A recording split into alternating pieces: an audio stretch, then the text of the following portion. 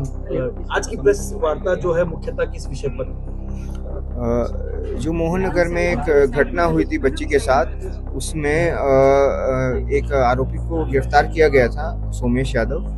अब उसके DNA report के लिए भेजा गया था फोरेंसिक्स को, तो उसमें डीएनए रिपोर्ट आई है और उसमें वो मैच किया है बच्ची के बॉडी से जो बायोलॉजिकल सैंपल्स कलेक्ट किए गए थे उनसे, उसमें जो डीएनए था और जो आरोपी से डीएनए कलेक्ट किया गया था वो मैच किया है। और बाकी और जो संदेही थे उनसे भी जो डीएनए किया गया था वो मिसमैच है। तो इससे स्पष्ट होता है कि जो सोमेश यादव है वही आरोपी है, बाकी लोग जिन पे संदेह था वो आरोपी नहीं है।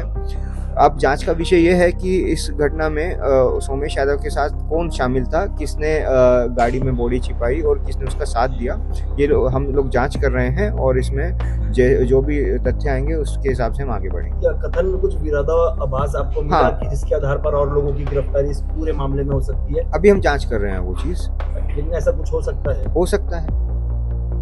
और ऐसा कोई टाइम बताया गया कि किस समय वो छत से बॉडी को कार में लेकर आया?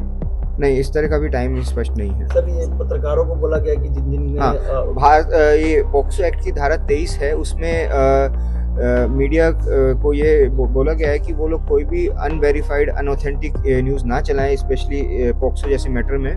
और अगर वो ऐसा करते हैं तो मिनिमम 6 महीने और मैक्सिमम 1 साल तक की सजा है। सर, जिले के कई विधायक प्रतिनिधि, महापौर, कई विधायकों ने फोटो डाला है, तो उनको भी पॉस्को के अंतर्गत में लिया जाएगा कि नहीं लिया जाएगा? इसमें जो भी होगा, जो हमारे सामने तथ्य आएंगे उसके हिसाब से हम कार्रवाई करेंगे।